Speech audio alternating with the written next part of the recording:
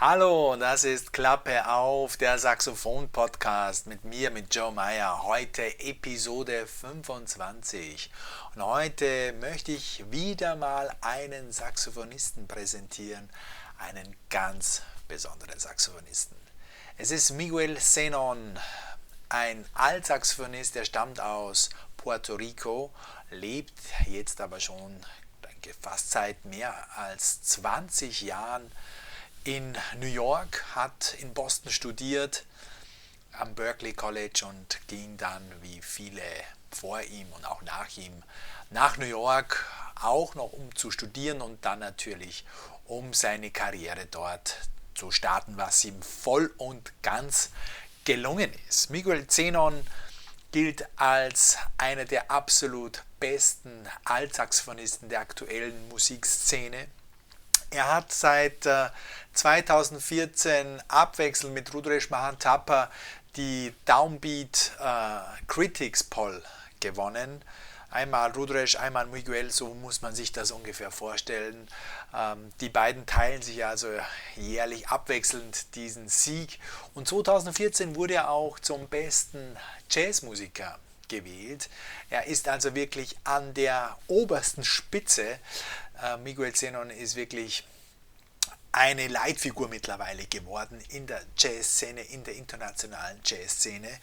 Und sein Saxophonspiel ist natürlich beeinflusst durch seine Herkunft, lateinamerikanische Musik, sehr stark rhythmisch geprägt. Seine Musik ist leicht, man würde sagen, es ist leicht zu spielen, es wirkt leicht, aber tatsächlich ist es natürlich sehr, sehr komplex, auch rhythmisch sehr komplex, rhythmische Überlagerungen, polymetrische Strukturen, also keine gerade Taktarten, sondern in sich verwoben, relativ komplex, wenn man dann ins Detail geht. Aber es wirkt alles unglaublich spielerisch, einfach und leicht und man spürt auch so diesen lockeren, leichten Charakter von Miguel aus dieser Musik heraus. Und seine Kompositionen reichen weit jetzt auch raus über den Jazz. Er hat im Jahr 2018 ein tolles Album eingespielt mit einem Streichquartett, mit dem Spektralquartett und hat seine Kompositionen eingespielt mit dem Quartett. Das Album heißt Yo Soy la Tradición. Ich hoffe, ich spreche das richtig aus. Und dieses Album ist mittlerweile für den Grammy nominiert. Wir sind also gespannt, wie es weitergeht, ob er dann ein Grammy-Preisträger wird in den nächsten Monaten. Wir wünschen es ihm, er hat es auf jeden Fall verdient. Ja, und darüber hinaus natürlich über dieses Album hat er noch viele andere Alben produziert. Seit 2002 ungefähr, muss jetzt kurz nachschauen, 12 Alben, fast im Jahresrhythmus. Denn man muss sich auch vorstellen, dass er als Sideman wirklich sehr, sehr, sehr viele Aufnahmen macht, allen voran natürlich mit dem San Francisco Jazz Collective, wo er seit Jahren ständiges Mitglied ist, wo er auch sehr viel komponiert und arrangiert. Und für die, wie gesagt, nimmt er regelmäßig auf, schreibt er regelmäßig und ist damit seit den letzten 20 Jahren mehr als 100 Alben als Leader oder auch als Sideman zu hören. Und wie gesagt, eine Leitfigur, ein super Typ. Ich habe ihn knapp vor einem Jahr, so lange ist es schon wieder her, in München getroffen, als er mit dem SF Jazz Collective aufgetreten ist. Und hier ist eben dann das Interview, das du jetzt gleich hören wirst. Und wünsche dir jetzt viel Spaß mit Miguel Zenón. Miguel, thank you for your time. Of course, it's my pleasure. It's a great honor to have you here on my podcast. You are touring with the SF Jazz Collective. Yep, that's right. Through Europe. What is your intention to play with constantly big ensembles? You're always playing with big bands, something like that. Are you consciously planning those projects? Yeah, not necessarily. It just kind of happens, I guess. With this ensemble particularly, I've been working with this band for almost 15 years. Yeah. So it's been a long time. I'm actually the only remaining member that's been here every year. Like, Yeah. has been here from the very first year. So it just, it's just like opportunities that come up, and it just is a coincidence, I guess. Yeah. And it ends up being like that. End up working with a lot of larger ensembles, but this ensemble in particular is interesting because it's kind of in between a large ensemble and a small group. Because you have four horns, but also that's not super big. So you kind of in between. You have like the ability to orchestrate for the ensemble, but also when you play, it still feels like a small group kind of interaction. Yeah, and there is a lot of flexibility to arrange.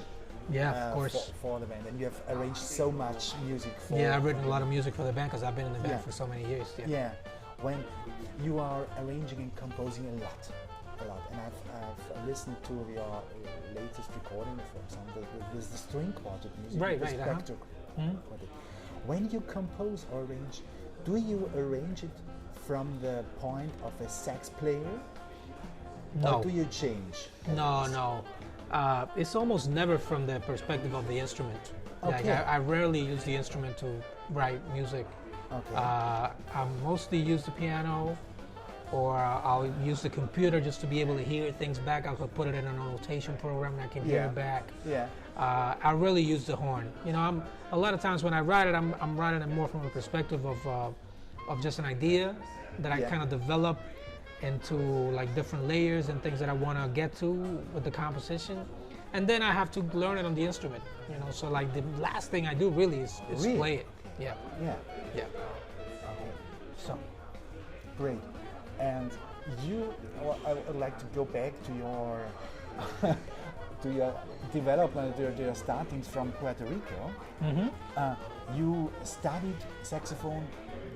You began to study saxophone in Puerto Rico. In Puerto Rico, yes. So I went to a performing arts middle school and high school in Puerto Rico, which was specialized in music.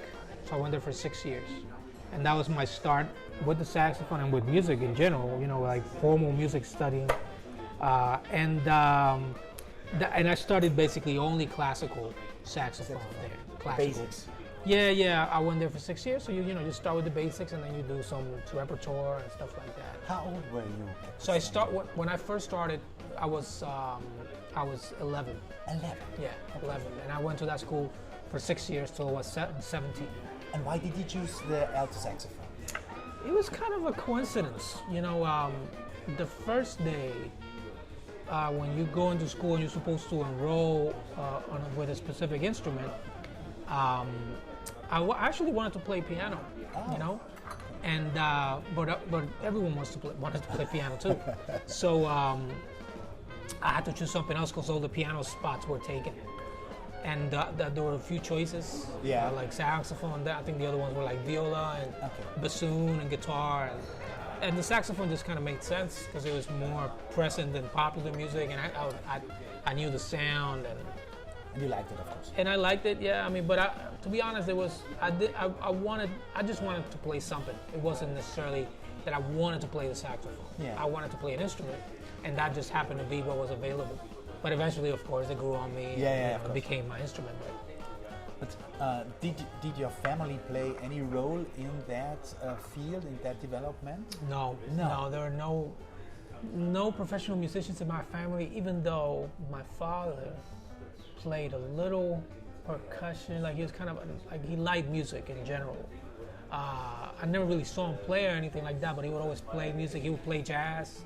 He played like Dizzy Gillespie and stuff like that. Yeah. And then you hear the music already? I would hear music. Yeah. Okay. And I had an uncle, my father's, who played bass with a very famous popular music group in Puerto Rico at the time. It was called Cortijo y su Combo. But I never saw them play, so it's kind of like a thing where I think about it now. It's like, okay, so it kind of makes sense because they liked music, but it was a thing that was I wasn't exposed to it. It's almost like it was like a DNA kind of thing, When have you attended your first concert, like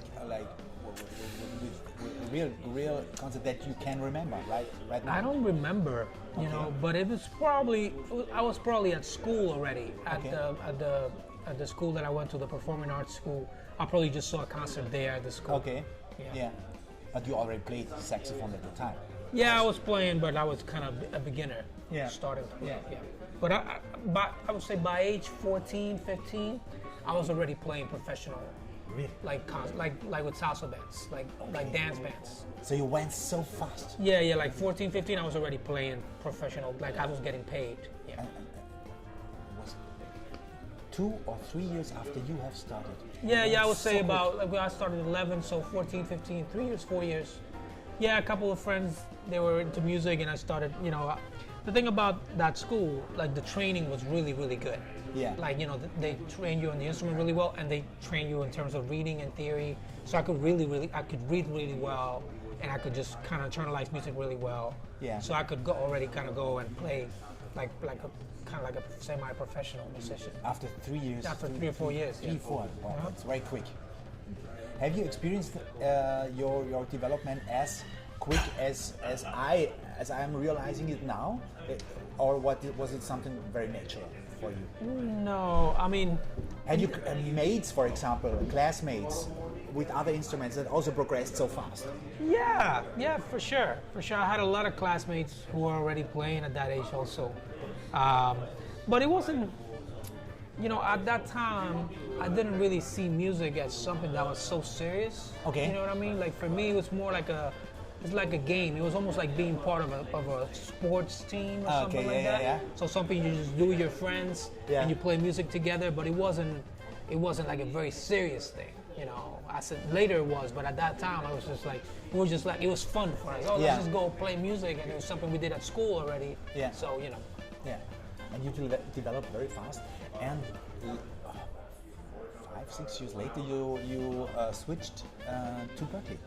Yeah, so the way that worked, so when I was finishing school, I discovered jazz while I was finishing, and I kind of fell in love with music then, because like I said, I wasn't taking it very serious until I discovered jazz. That kind of changed it for me, and I said, okay, so this is what I want to do.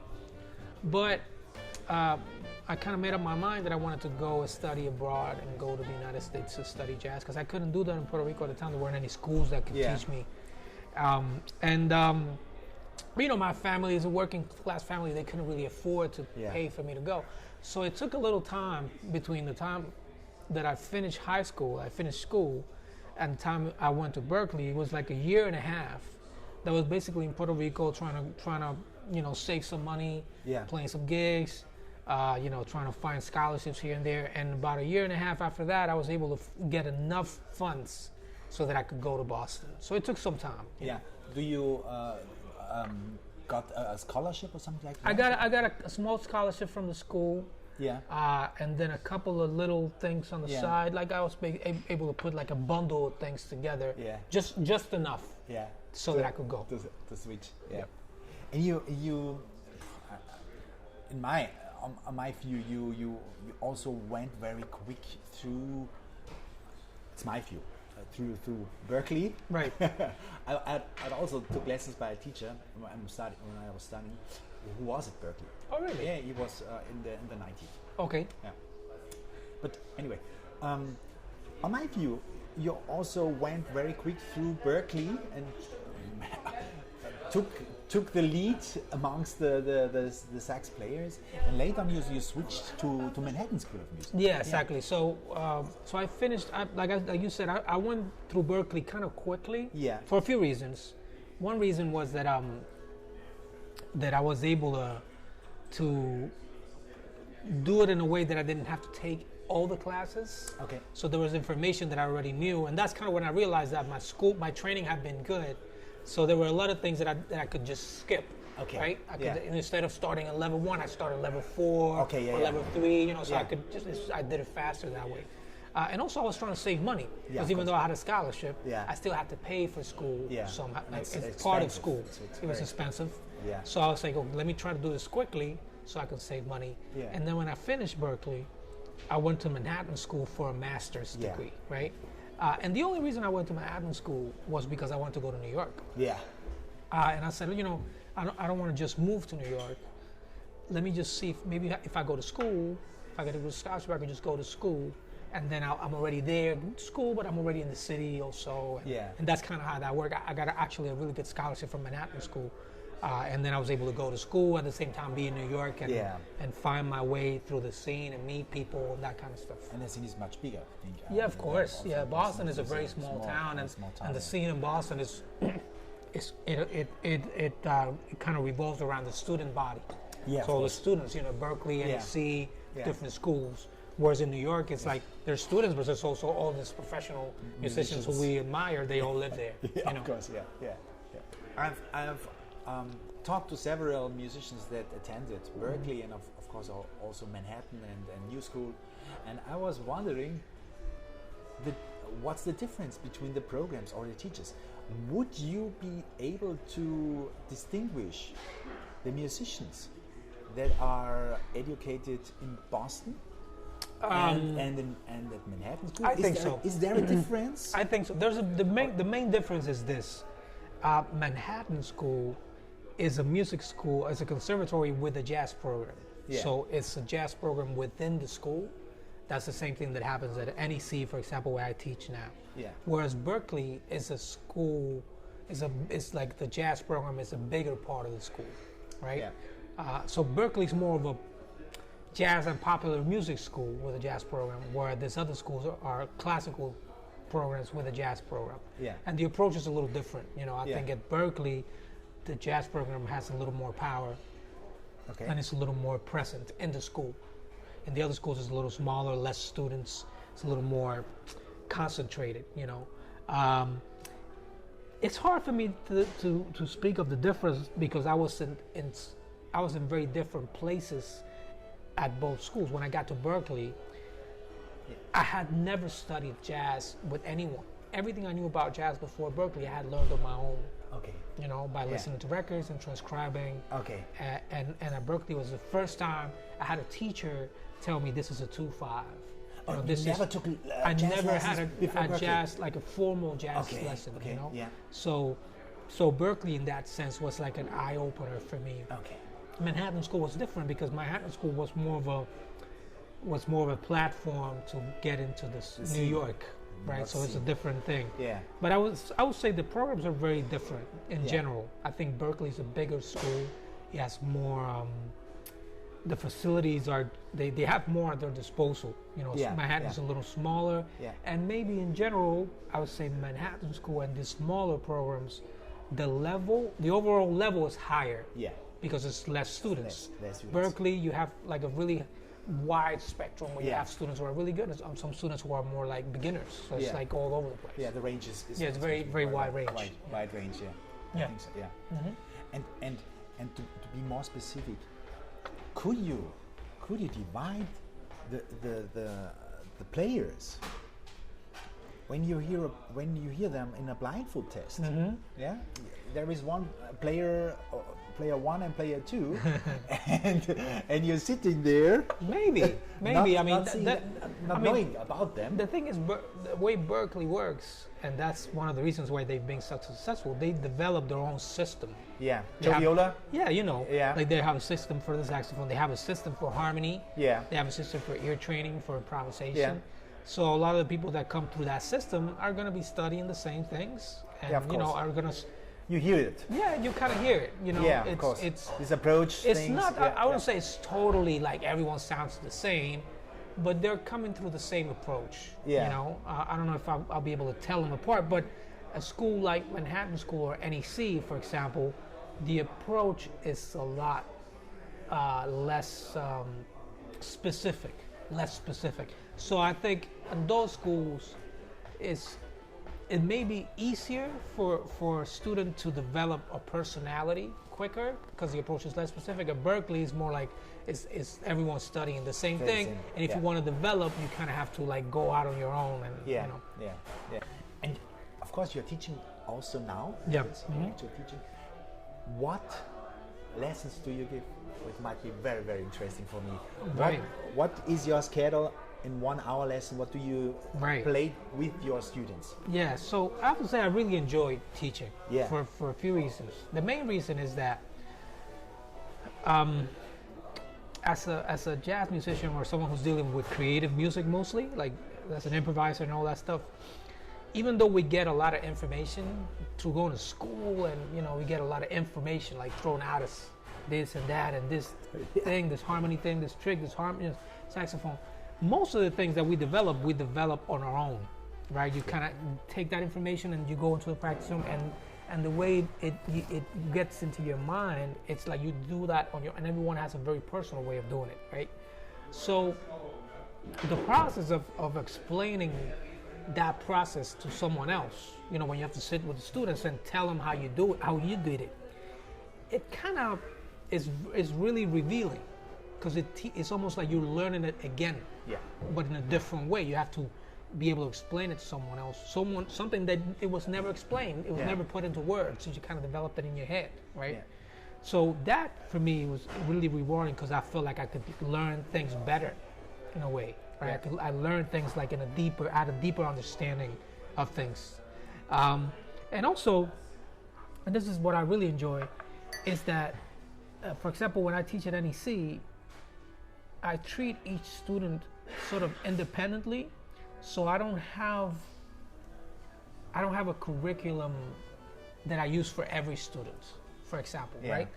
So you don't go with him to play technical exercises? Not necessarily. What I do basically is I deal with each student according to their needs.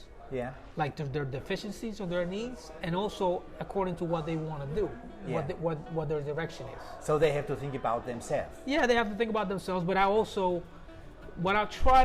feel like my job is to try to get them to see what they can't do well, what they cannot do, right? Because all students, there's things that they can do well, and things that it's harder for them. Things that are harder, things that are easier. So my job is to get them to see the things that are harder for them, deficiencies, and help them find a way to overcome those deficiencies. So each student is different. One student might show up and like their sound might be really good, but maybe their harmony is not that good, or their language, or their technique, or their time. So I just work specifically on what they need to work on. And I feel like this is really rewarding, because every student is like a new world. Of course.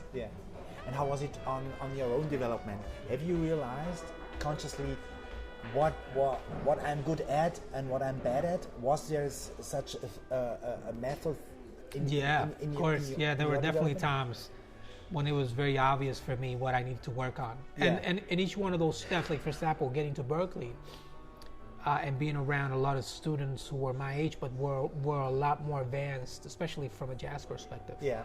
It was an eye-opener, because I could see right away, like, this is something that I can't do yet, right? And I just kind of took my time. And that's one thing that's really good about school, especially going to school in Boston for me, was really good, because you have a lot of time for yourself. You have time to play with others and all that stuff, but you have a lot of time to say, I need to work on this, and I'm just going to spend time. So those first couple of years, I spent a lot of time practicing, like 6-7 hours a day, just practicing really basic things, scales, times, sound, language, repertoire, just really trying to get back, like trying to catch up with the rest of my peers. And there's been various times. Moving to New York also was another spot where I say, okay, so these are things that I need to work on, and I would just go and do it, because you get exposed to something new, and you realize that there are things that you never even thought about that are like very important. Each step is another eye-opener. Exactly. And do you consciously looking for those challenges? So, for example, you might think, okay, I'm hearing this band, or I'm looking for technique or sound or harmonic developments, and I'm attending this concert, or I'm hearing this CD to find out what are they doing. This interests me. Is this a way? Of course. You're always searching. Always searching. Always searching. That's one thing about music, is that music, it's never ending. There's always something new. There's always a new player, a new composer, some new. Also, in terms, do you divide between music as a whole and saxophone skills? Do you divide, or is it one thing for you?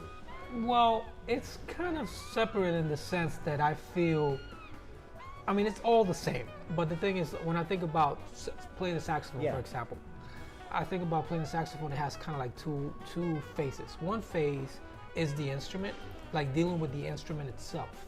Sound under control. Yeah, control. Yeah. Sound, technique, just like, you know, kind of really being in control of the instrument. Because I always feel like if that's not taken care of, it's going to be hard for you to kind of to be able to transmit a personality. You're trying to make the instrument an extension of yourself. So if the instrument is not, if you're not under control, it's hard to do that.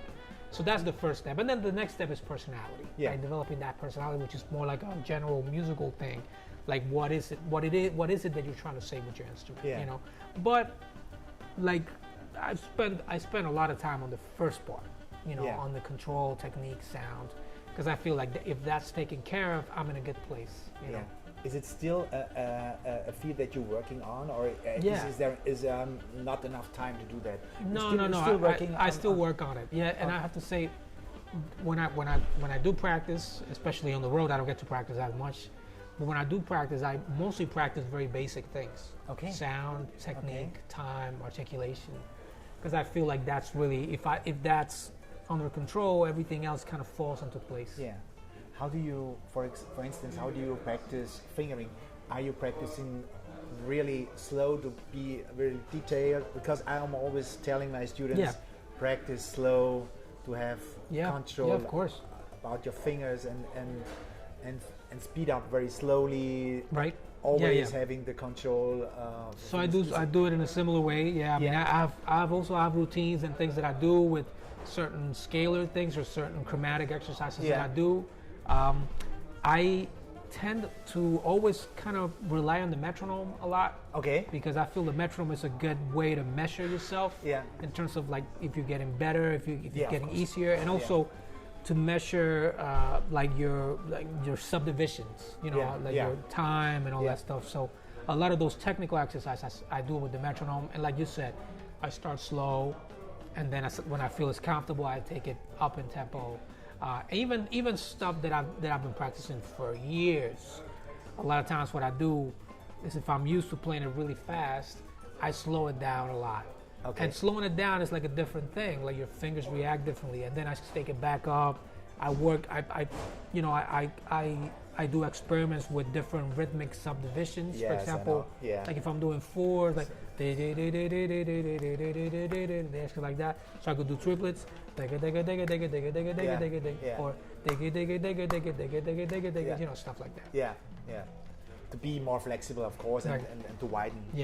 Just to kind of work on my time and put everything together. Because with the saxophone, the thing that's tricky, I was talking to someone the other day, because your articulation has to go with the way your fingers move, right? It's connected. So if it's not exactly the same, it never sounds clean. Yeah, you know. So those exercises are really good for that for me. Yeah. Just to kind of like just coordination, finger attack coordination. Yeah. It's a major topic. Yeah. Great. When have you practiced the last time? Is there a time when you're touring? Is there a time to do? Yeah. Usually, what I do on a tour is harder because you spend a lot more time at a hotel or on a plane. Yeah. But if I'm in the hotel, usually what I do is I'll do my technical exercises softer in the room. Yeah. And then I'll go to the sound check, and in the sound check I'll do my sound routine. Yeah. Where I could play a little louder, and I can, you know. Yeah. That's usually what I do. Okay. And when you're at home, New York. Then I have more of a routine, you know, that I can do my thing, what I do. You know. Do you need this routine to feel well, to feel comfortable with your own? Yeah. I feel like if I spend a couple of days without practicing, I feel it right away, especially physically. The embouchure, air, I feel it very quickly. Okay. You're playing Selma? Yeah, it's a Mark 6. Yeah, 207,000. Wow, very late. Yeah, very late. One of the later ones. And I've had that saxophone, I would say, for about 20 years. When I went to school at Berkeley, my first saxophone was a Bundy. A Bundy, Selma Bundy. So I went from a Bundy to this horn, which I bought from an old teacher of mine in Puerto Rico. And I love it. I mean, I feel like it's a connection to me. I've been playing for so long that I'm just really comfortable, you know.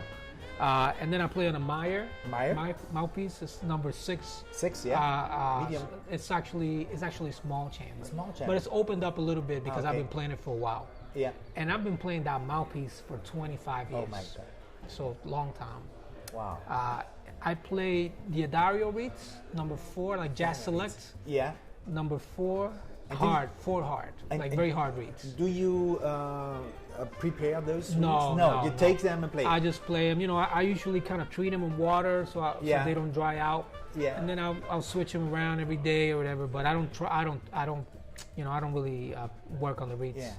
Yeah. And I have a really tight embouchure. Yeah. So I need hard reeds to be able to produce a sound. If I play with softer reeds, I can't really get to the vibration because my embouchure is really tight. It's a tighter embouchure, you know. Yeah. Okay. And then I use this ligature called Oleg. Oleg, yeah. From Rico, and I've been playing that for a very long time too. I really like it. It's kind of like a in between between the belt kind of ligature and something that's like metal. So it's like a metal belt, which is kind of, it gives it a lot of flexibility. Yeah. And you don't experiment with that setup. You Once in a while, I'll get curious and I'll try something else. Okay. But I haven't changed my setup in a very long time. Yeah. Yeah. And it's good to. Yeah. Good to spec. I'm not really big on switching or trying new stuff, especially for setup. I feel like if I find something that's comfortable, then there's no need to try or change anything else. If someone is looking for a saxophone, just trying is of course the best advice you would give. Yeah, just try it out. You know, I think with instruments and with setup, especially for saxophone players, I feel that it's more like setup is more about comfort than anything else. Yeah, you know, especially the mouthpiece. Yeah. Like I feel like your sound is your sound. Yeah. And it's pretty much gonna be the same on any instrument, any embouchure. It might, you know, get a little bright, but the setup in terms of comfort, like you're trying to find something that you really feel good with, because that's gonna make you play better. You know, so like I would say, if you're trying to find something, like just find something that feels good. Yeah. That feels comfortable. Yeah. Right, and that helps you produce that sound that you're looking for. Yeah. Great. Well, of course, you started right at Berkeley with jazz, right on a very professional level immediately. Have you, of course, played with the play-alongs and transcribed solos and all that stuff? Yeah, transcription is a really big part of my development. Yeah. Actually, it's sort of like the way I learned to play, in a way. Okay. You know, because even before I went to Berkeley, I was transcribing already. I was transcribing a lot. So when I got to Berkeley, the language that I had under my fingers was just basically from transcribing. And with transcription, what I was able to do early on was not only get the language, but get a lot of theory from analyzing the solos. Okay. So when I work with students or when I work with young musicians, I sort of try to emphasize the importance of transcription as a way not only to get the information and get the language, but also develop your own personality from that information. Yeah. Because I do feel that jazz music, like any other music, especially creative music, is a language, very specific language, you know? And if you don't have enough to say, you're always going to be limited. And you get information from listening, from transcribing, you know? So that was a really big part for me, and I still do it today. I still transcribe. You still transcribe? I still, you know, put solos down and try to play along with them, and you know, to get to a feeling of. What music would you recommend to transcribe? I mean, it depends on the level. Yeah, of course. You start, of course. Of course, yeah. With which music have you started? Well, I would say. I mean, I started with just general things. I mean, my first solo was a Cannibal solo. Then I transcribed a bunch of Charlie Parker, different players, you know, some Coltrane, etc. But I would say if someone was really trying to get into jazz music, and jazz music as we define it today, the best place to start with is bebop. Okay. That's the best place, because like the modern jazz language is all built on bebop. Yeah. On bebop and the development of that music, those players. So if you're a saxophone player, you're an alto player, Charlie Parker. Charlie Parker is the best. Yeah. To start, you know?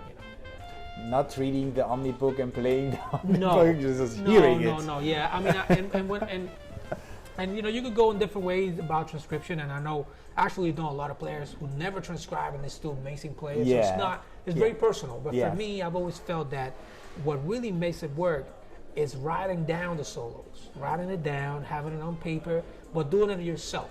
Yeah. So as opposed to like picking it up from a book, Yeah. where it's like the process is totally different because someone Yeah. else wrote it down and just reading it. Yeah. So it's not the same process of internalizing the soul. When you listen to it a bunch of times, you write it out line by line, you learn it, you internalize it in a very different way. Yeah, and you transcribing the whole song, because I've also transcribed some Yep. Parts of it that I liked most, but you Yeah. were going through I the whole transcribe the whole solo. Okay. I play along with the solo. I learn it by memory. Yeah. And I play it with the record, along with the record, to get every inflection, Yes, every of course. detail. Yeah. Internalize it in every way. Yeah. Yeah. Wow, that's a big part of your development. Very big part. One of the biggest.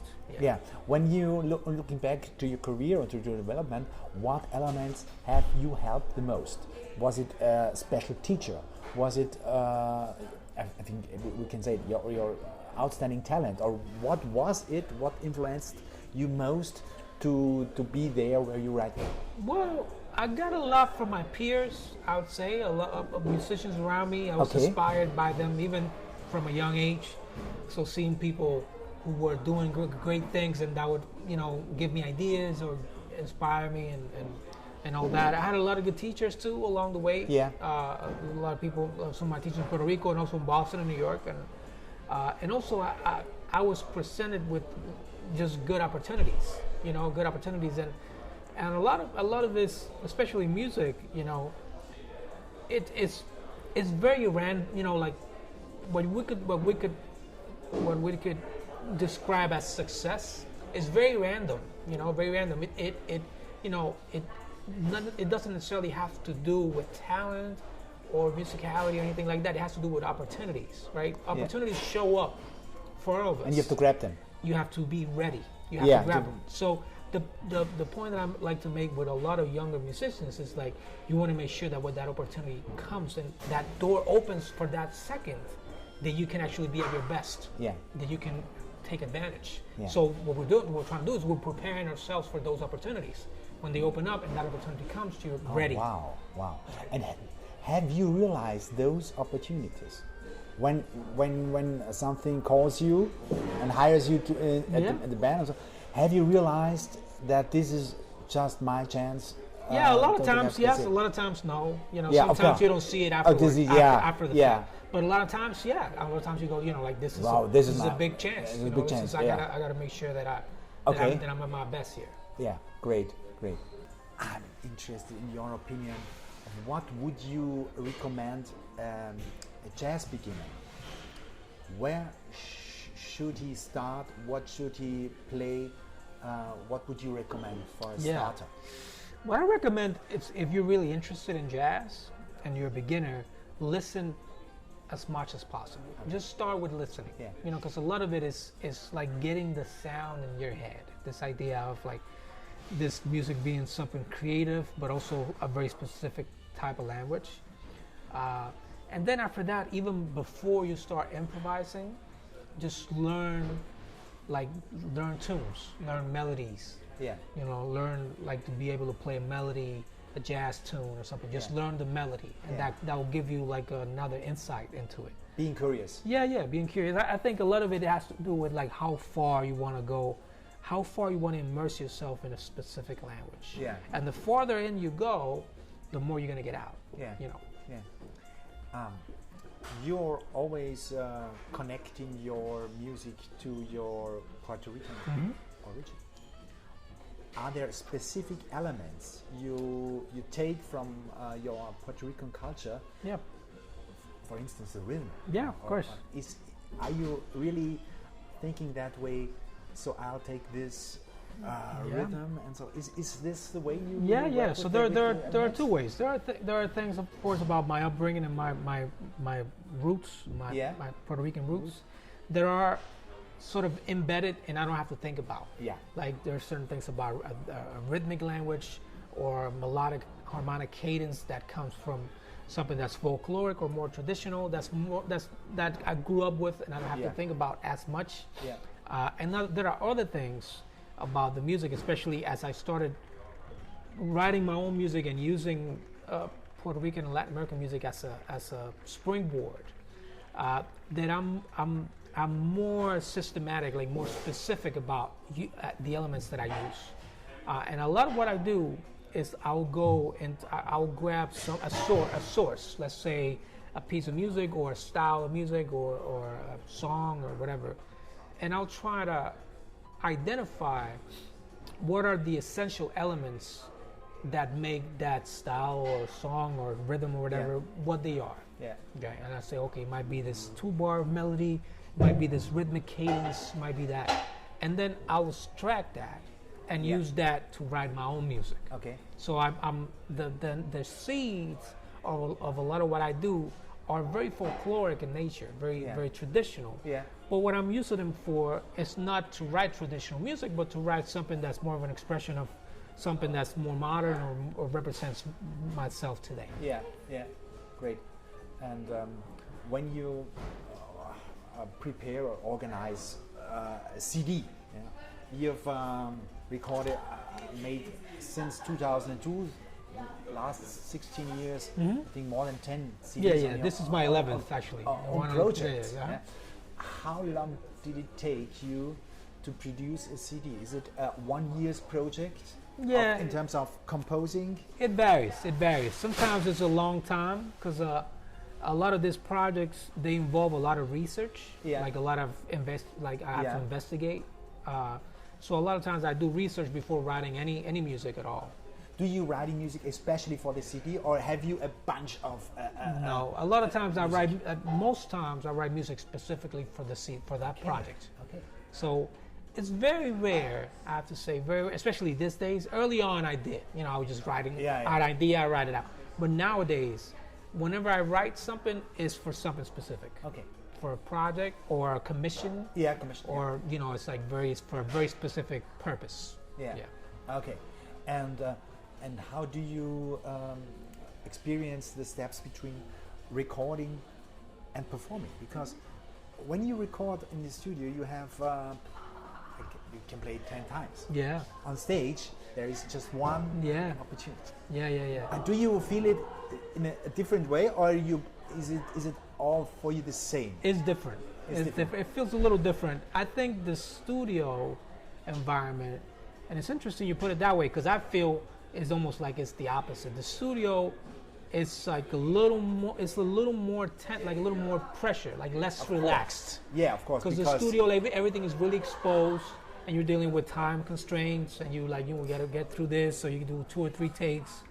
But when you play live, it's it's more relaxed in the sense, like, you're just kind of playing. Yeah. You're playing, and then the studio is a little more accurate. So this is something that's going to be documented. So you're trying to make it the best it can be. Yeah, of course. Yeah. Whereas when you play, of course, you're trying to play your best, but the environment is more relaxed. It's more like playful. Yeah. Okay. Yeah. It's relaxed. Yes, more relaxed live.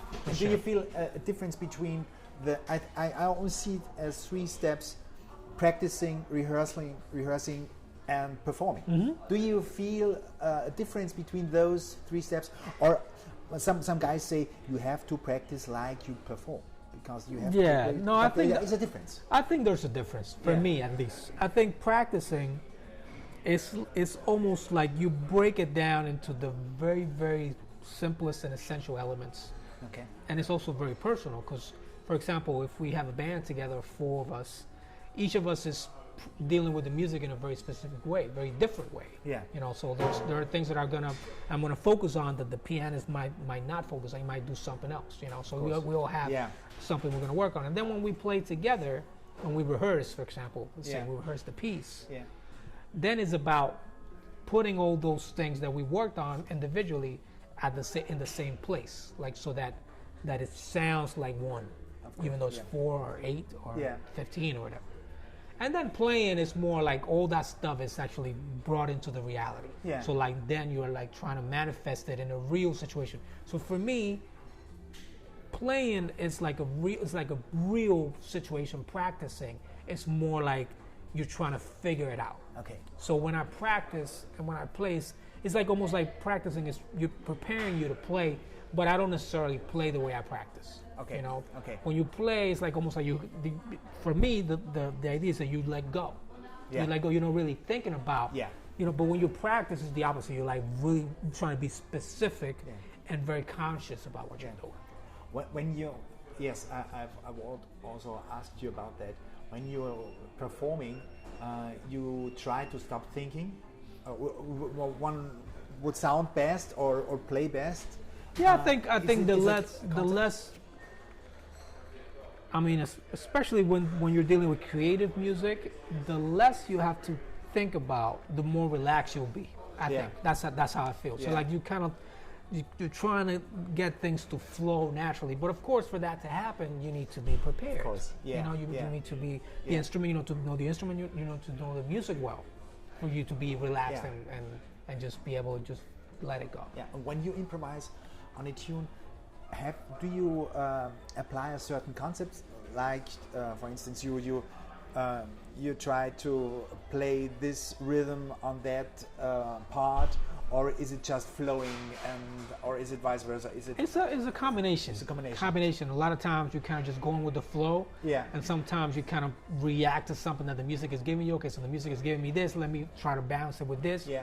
Or sometimes you make a conscious attempt, like, okay, let me just try this. Yeah. And see how it works. Or, you know, I know when I practice this felt good. Let me try it and see. You know, that kind of thing. Do you sometimes have a plan for your improvisation? I try not to have a plan. Okay. I try not to have a plan. And one of the things that I like to do is I try to discard ideas. So like if I'm for example, if I'm playing and there's an idea that comes to mind like way in advance, I discard it. I say, okay, so I'm not gonna do that. I'm gonna get closer to the moment, and whatever comes right before, then I do it. You know. Okay. So like I try to not go into a solo or improvisation with like a preconceived idea. You know. Yeah. That's not the way. Not necessarily. I feel that is fresher if I don't do that. Yeah, of course. And so to think in that way, you are not practicing some melodies or licks and transpose them. Yeah, I did a lot of that. Yeah. Especially when I was developing, I did a lot of that, and I still like to figure things out. And I think figuring things out kind of helps you, like incorporate them into your own language, like really absorb them. But not to play them in. I don't necessarily think that the way to do it. I mean, of course, there are steps. You know. Yeah. There was a time when I didn't have a lot of language. Yeah. And I would say, okay, so now I'm going to play this lick that I like because I know it sounds good. Yeah. But the goal is to get to a place where you don't have to do that. Yeah. Right. And that stuff just kind of comes out because it's part of what you do. Okay. Right. Okay. You have family. You have a daughter. Yeah, I do. Yeah. And how has that changed? Has that changed your way of thinking music? Are you hearing with your daughter, or playing with your daughter? Yeah, of course. I mean, it's changed everything. Yeah. About life. Yeah. Everything. And the way I see life and music and all that. She loves music, which is great. Of course. She plays a little piano, you know. And she grew up around music, and I like the fact that for her, music is something it's normal to have it close. She grew up around musicians and watching shows, and she's only 6, you know. Yeah. But she knows all the players and all the musicians, and she's used to having music close. Okay. So she, you know, I always had this idea that what I wanted for her in terms of music was for music to be something that was just part of life. Very natural. You know, just natural. And that's kind of like, I think that's the way it is for her, you know, just like something that's there. Yeah. And has she heard you playing already? Yeah, of course. Yeah? Yeah, she's been to a lot of shows, and I mean, she hears me play at home when I practice. Okay, she hears you? Yeah. She enjoys it. She enjoys it too. Yeah. So she has the best music opportunity. Yeah, well, I don't know. but she's very used to it. Very used to it. Yeah. Great. Wow. So, Miguel, I'm through my plan. I'm sure I will have another question when I'm driving home, but of course it's great. That's how it goes. I would finish with some rapid fire question. Cool. Short question, short answer. Just 4 or 5 questions. First question is, what would be your profession if you haven't become a professional musician? I would probably be an engineer, An engineer. or some kind of natural science thing, because that's something that I was very interested on early on. Yeah, cool. What was the last CD you have bought? Last CD, wow! I bought a Roy Hargrove CD yesterday because he passed away, and I was really trying to go back and listen to a lot of those records that I had on tape or at home, you know. So I bought a CD of his called Family. Ah, great, great. What was the best concert you have attended? That's hard, but recently I saw the group Radiohead at Madison Square Garden, and it was amazing. Okay. So it's definitely one of the, if not the best, one of the best that I can remember. Wow. Yeah. Wow. Cool. What was the longest time without the saxophone? So usually when I go on vacation with my family, I don't take my instrument with me. Yeah. And that usually goes for about 10 days or so. Okay. So that's the longest time. Yeah. I take my mouthpiece, but not the saxophone. Oh, great. Yeah. Miguel, thank you very much for your pleasure. time. It was a great pleasure and honor. My pleasure, to have you man. here. I'm glad it worked out. Thank you, man. Yeah. Great. Yeah, cool. Ja, das war Miguel Zenón. Ein tolles Interview, wie ich finde, wo so viel wertvoller Inhalt mit hineingepackt ist von seiner Seite als Saxophonist, von seinem Üben erzählt er hier. Ich finde es ganz toll, immer wieder, wenn ich es höre, kann ich mir einiges rausholen und ich hoffe, es hat dir auch gefallen und ich bin begeistert, dass du bis jetzt durchgehalten hast. Knapp eine Stunde hat es ja gedauert. Würde mich freuen, wenn du die ganzen Sachen auch auf Miguels Webseite dir anschaust. Er tourt fast pausenlos, ist auch jeden Sommer in Siena bei einem Jazzkurs. Ende Ende Juli, seit Jahren unterrichtet er dort eine Masterclass und du kannst es vielleicht mit dem Urlaub verbinden, wäre eine tolle Sache. So, das war es jetzt wirklich mit dieser Episode. Ich komme jetzt wirklich zum Ende. www.saxofonlernen.com/E25 für die Episode 25 direkt zusammengeschrieben. Dort findest du die Shownotes, dort findest du auch den Link zur Webseite von Miguel Zenón, wo du dann auch die ganze Musik hören kannst, die er hier auch ein bisschen am Rande schildert. Und wenn du Lust hast, natürlich meinen Podcast zu unterstützen, freue ich mich sehr. Gib mir ein paar Likes auf iTunes oder schreib mir einen schönen Kommentar und dann hilft es mir, weiter nach oben zu kommen und meinen Podcast zu verbreiten. Ja, wenn du Tipps oder Fragen suchst, brauchst, wenn du Fragen hast, so muss ich es formulieren, oder wenn du ein bestimmtes Thema behandelt haben möchtest, in Bezug auf das Saxophon, dann schreib mir joe@saxofonlernen.com und freue mich natürlich, wenn du mir schreibst, werde garantiert zurückschreiben. Ja, ich danke dir für deine Saxophonzeit. Super, dass du bis jetzt durchgehalten hast und ich hoffe, wir hören und sehen uns beim nächsten Mal wieder, bei der nächsten Episode, hoffentlich nächste Woche. Bis dahin einen schönen Tag.